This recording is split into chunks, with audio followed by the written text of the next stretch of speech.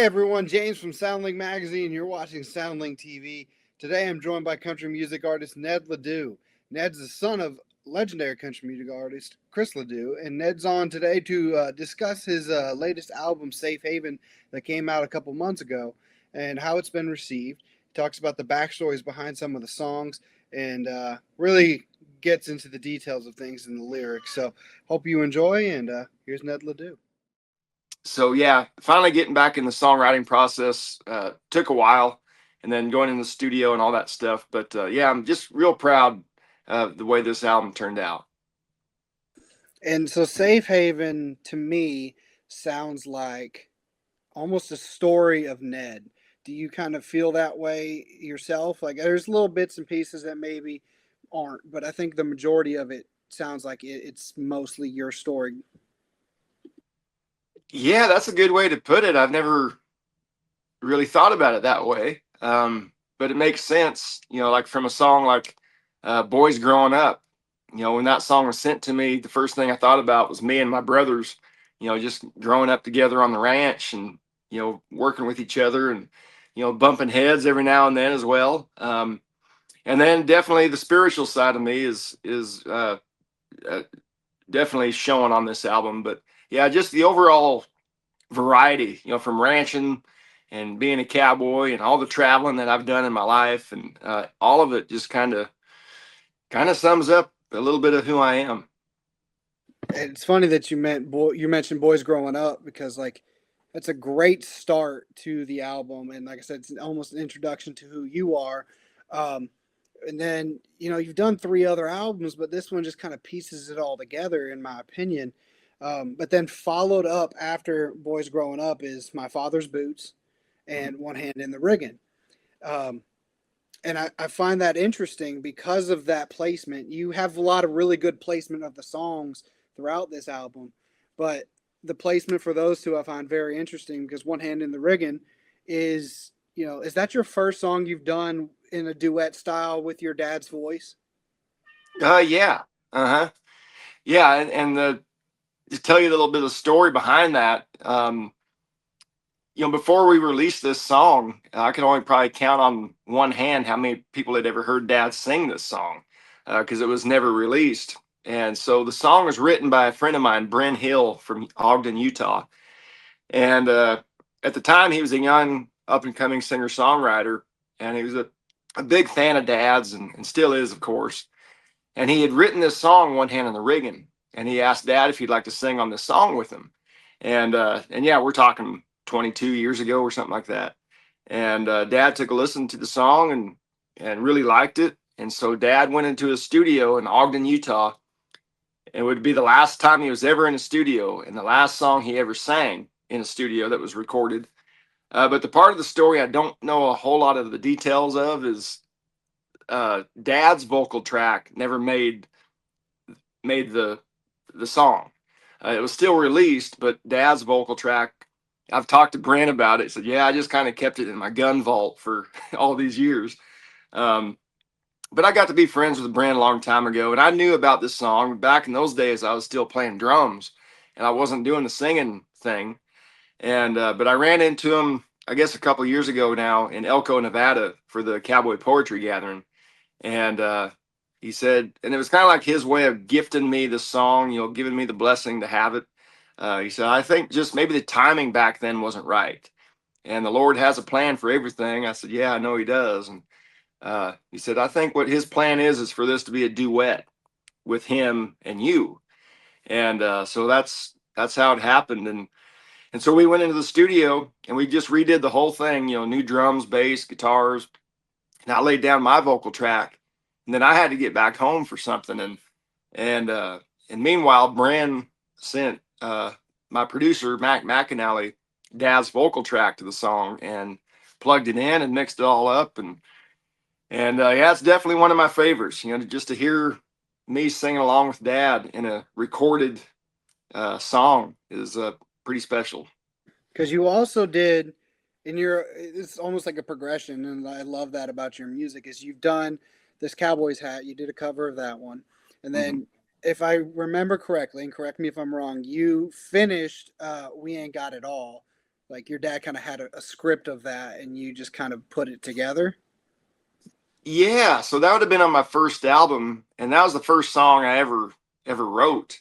And so yeah, dad. Well, my mom, and this was shortly after dad had passed away, and she was going through the office and the attic, and just kind of going through some paperwork and kind of doing some house cleaning, and she came across this cardboard box, and it was full of all these papers, and she got to thumbing through it and realized that it wasn't like tax stuff. It was song ideas that dad had written down, and most of them weren't even finished. And so she took out like a dozen different pages and made copies and sent them to dad's management, and thought, well, maybe somebody in the industry would like to get a hold of one of these and try to finish it. Well, Mark Sissel, dad's road manager and guitar player, who also works at management, TKO Artist Management, um, he sent those to me. So here, why don't you try to finish one of these? It'd be like a co-write with you and your dad, And in those days, I wasn't writing songs, and I said, yeah, that's a good idea, but it's easier said than done. But that's when Mack McAnally stepped in, and he found out what I was, trying to do, and what dad had written down. It was something about a rusty pickup truck with 4-ball tires, um, firewood in the stack. I guess money is all we lack. And that was really the idea. And then Mack and I sat down together years ago now, and we finished it, just kind of throwing in our own little ideas. But we knew the direction, we thought where dad was wanting to go with this, like just appreciate what you have, and just the simple way of life. But yeah, we ain't got it all. It's pretty cool to have kind of like a co-write with dad. I find it funny that you say, that was the first time you'd ever written a song, because the way you and your dad write songs, you both have very good storytelling abilities in the way you tell stories on the songs. Um, I mean, if that's something you wrote post his death, how did you learn to write like that? Well, I don't know. uh, you know, Mack McAnally helped me out tremendously, because I had sat down with this idea and a number of ideas that dad had started, and just tried to add something to it, but I just get stuck. It's like, well, where do I go from here? So I'd look out the window and I'd see the birds flying around, the sun shining. It's like, I'm a drummer, I don't need to be writing songs. There's stuff to do outside. But getting to know Mack and writing with him, I think at the time I was in my early 30s, mid 30s, and he said, you've had your whole life, to write this first album, your whole life behind you, and it's going to be flowing like water. All these ideas, once you really kind of get into it. And he was right. I think I remember writing like 2 songs in one day that did make the album. But I just kind of reached back to, living on the ranch, and, working with my granddad, and building fence, and then also, you know, the majority of my life being spent on the road, and maybe little things that happen out there. And it's just, you never know where the inspiration is going to come from, or a story is going to come from. But you got to sift through a lot of rock and dirt, and then finally you'll find that vein, and it'll start flowing pretty well. And you keep coming back to you used to play drums. Yeah. Was that, first of all, why drums? Like that's such a unique thing to learn. Um, what was that transition to be like? Okay, I'm gonna play guitar and I'm gonna sing now as well. Yeah, well, I started playing drums when I was about 5, and got my first band when I was about 14. And I also played drums for my dad for the last 7 years that he was around. And then I played with a bunch of different groups. But yeah, the singing and playing guitar, I guess I've been playing guitar now for close to 30 years, but just self-taught, as you can probably tell. But yeah, the singing was never crossed my mind. It was like, somebody asked me once, well, can you sing one of your dad's songs? It's like, sing? What do you? No, I played drums. That's it. But I had never even attempted it. And so I had joined up with a different band after dad passed, Dustin Evans and the Good Times Band, based out of as they say, East River, South Dakota. And we were hanging out after a gig somewhere, and he handed me an acoustic and said, "Hey man, why don't you play one of your dad's songs?" And I just looked at Dustin and I said, "Man, I don't sing." And then he came back and he took the guitar. He said, "Well, do you know this song or this song?" I said, "Yeah, I know the words to a lot of his songs. I just don't sing." But when I was driving home after that weekend's gig, I got to thinking how fun that might be just to learn a couple of songs, to where if I'm sitting around a campfire with some buddies or a cheap motel room like I was that night, and just play some. And it really started off as a hobby. I didn't really take it that serious in the beginning, and then when I started playing solo gigs and people were showing up, I was like, I better start taking this a little more serious because they're spending their hard-earned money to come hear me do this. So I worked at it, quite a bit, and but I never thought it'd be this much fun, man. This has been a heck of a ride. And back to my father's boots. I'm just curious with that. When you're piecing that song together, do you feel like it's a challenge being Chris LeDoux's son? I know it's probably an honor to be his son, but also like the boots you have to fill or that you're trying to fill, is that a challenge to you at times? No. Um, like my mom always tells us kids, when we leave the house, like, don't forget where you came from, and I'm proud to carry on the torch, and I know a lot of my songs that I write myself, might be a song that maybe dad would have recorded, but I grew up the same way. I grew up on a ranch, and I didn't rodeo, but growing up in a rodeo ranching family, I think I know enough about rodeo to write a song about it.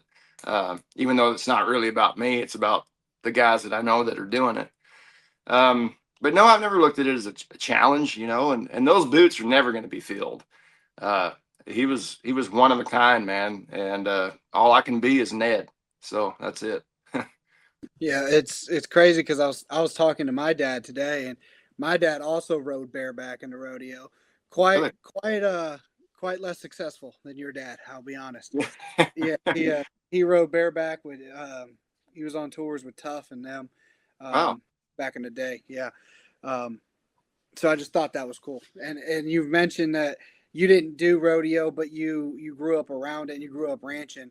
Um, how much did that lifestyle really impact your kind of musical play style and your writing style on piecing things together? Because, like you said, you didn't do rodeo, but you were around it enough to kind of write a song that rodeo people can relate to.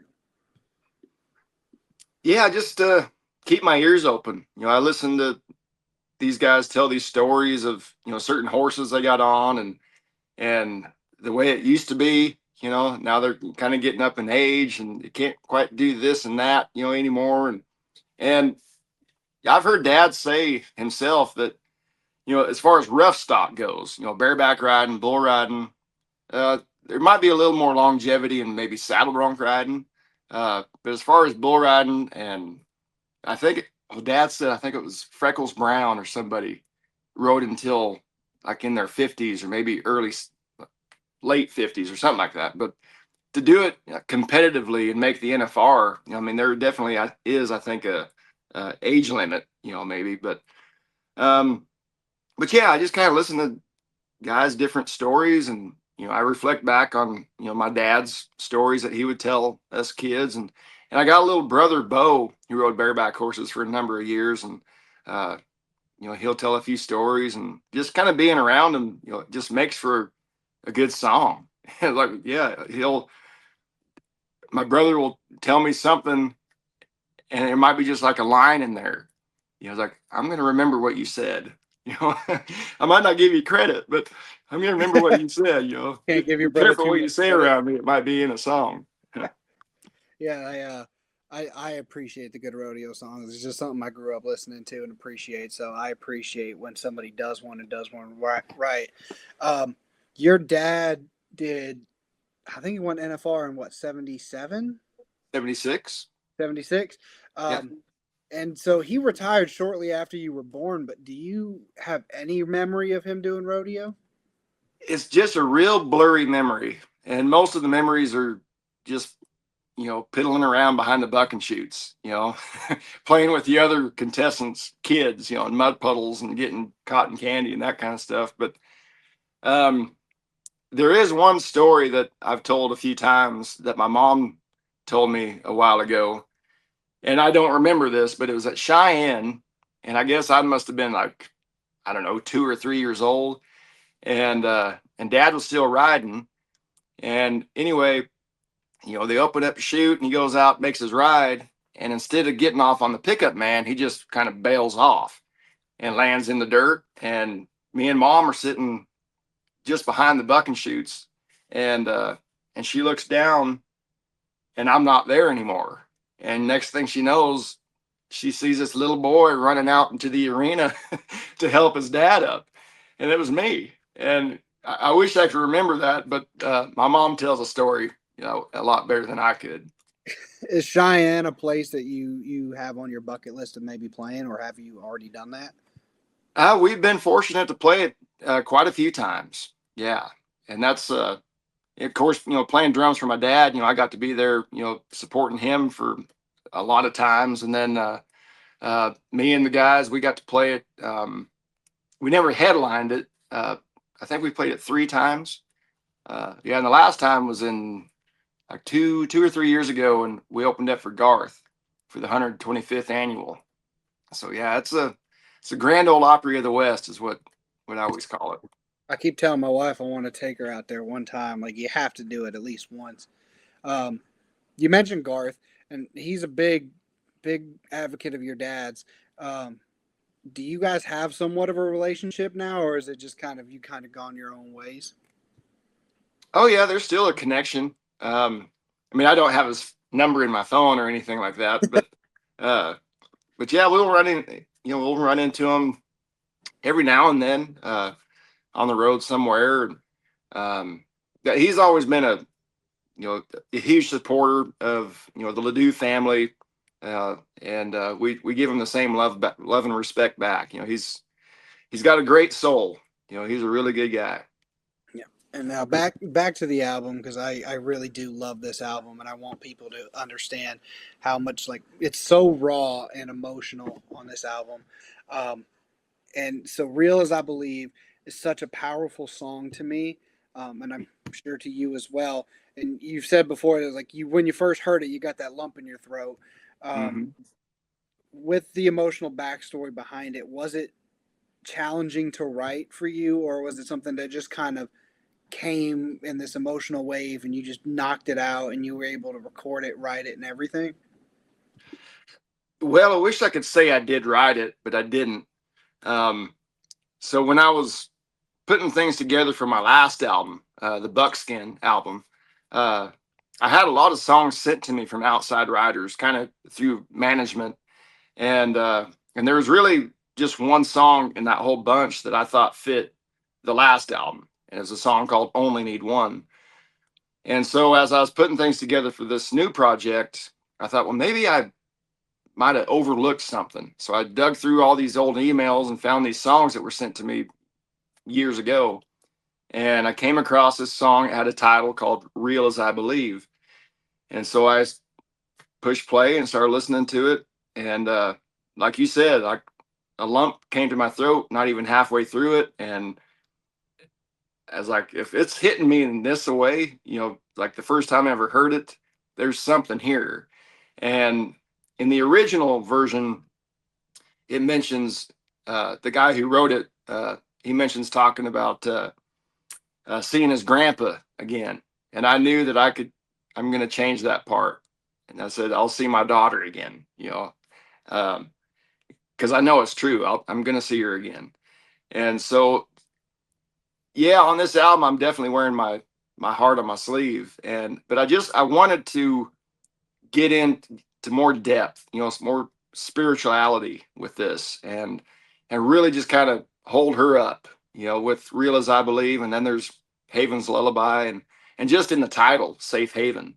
I wanted to represent her, kind of tell her story in a way. And so it's all in memory of her. And I'm glad you mentioned Haven's Lullaby because, again, another perfect placement. Same as the first two in the beginning of the album. But Haven's Lullaby is like, it's real as I can be, gut punch. Haven's Lullaby it's like coming down off of that emotional roller coaster, but it's still a gut punch in its own right. And you didn't even need lyrics for it. It's just a beautiful lullaby, a beautiful instrumental to that. Um, did you want to include that necessarily for her or for the listeners as well to kind of just like, okay, we're kind of going down off of this roller coaster and we're going to get right back into the kind of funk mood for the rest of the album? Yeah. Yeah. I tried to find a lyric for it, but I knew that if I did, I probably wouldn't be able to sing it, you know, and maybe that song will come, as time goes by, to write a lyrical song. But Haven's Lullaby came along just a couple weeks after she passed. And, me and all of my kids, we always hang out in the basement, around, like say 4 o'clock, 4:30, we come down the basement. It's just a relaxing, and it's a lot cooler in the summertime. And, but yeah, she just loved it, hanging out in the basement. And, so yeah, a couple of weeks after she passed, I came down and I took my guitar off the wall, and which in itself is like a safe haven for me, just to hold the guitar. And I'm not really in hopes of like writing something. It's just a comforting thing, just to hold it and to play it. And all of a sudden, this melody showed itself, and I kind of stopped. I remember I stopped and I looked around. I said, "Oh, there you are, Haven." And so I'd play it almost every day and just kept kind of adding little pieces to it. And then going into the studio to record this album, I told my producer, Mack, and I said, "Hey, I got this instrumental."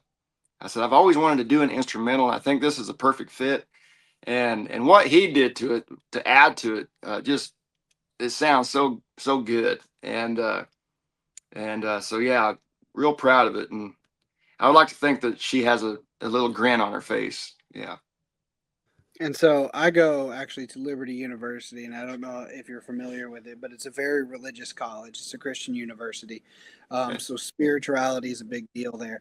And I'm curious, you keep mentioning it. How much did your spirituality kind of take over for this album when you're recording it and you're doing everything? I mean, again, it's an emotional album, and it's a roller coaster of a listen as well. So I can only imagine how important that was playing into this whole thing. Yeah, when we were tracking Real as I Believe, it was just me and the keyboard player, and just, and I think bass and maybe a little bit of guitar. And I think we only did one take, if I can remember right. And there was just something that kind of came out of me. It's like, and Mack even said, he said, "I've never heard you sing in that register," or however he described it. I said, "I don't know, but I think there was somebody else in that booth with me." And um, but yeah, it just I could just feel it kind of pouring through me as I was singing that song. And then even laying down the track for Haven's Lullaby, we had the whole band playing. I played acoustic on it as well. And yeah, it's just it was just amazing, just to be in the studio and record this stuff for the first time, and how it just all came to life. And it was just a very peaceful vibe, in the studio. And again, it's hard to describe it, but yeah, it was pretty neat.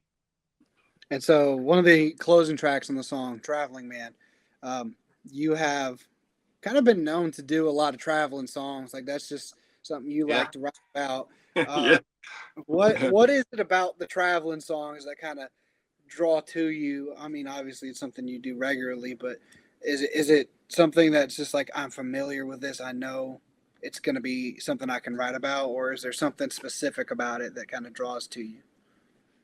It's just inevitable. Every album I put out, there's going to be a song about traveling. Like on the first album, there was Brother Highway. On the second one, there's Travel Alone. On Buckskin, uh, uh, uh, Open Road, and then here we got Traveling Man. And Traveling Man was actually a song that I'd kind of been whittling on for a few years, and I don't know what it is. It just well, Mack told me years ago. He said, "Write about what you know." And so I was okay. I know a little bit about ranching, a little bit about cowboying and rodeo and traveling. So I'm just writing about what I know, and I guarantee on the next album there's going to be another song about traveling. Might be going in a different direction and maybe heading east instead of west. I don't know, but it's just bound to happen. You've mentioned Mac a lot in Yeah, this interview, and I'm curious about the influence he's had over you because he did your dad's albums too, correct? yeah. The last three. Uh huh.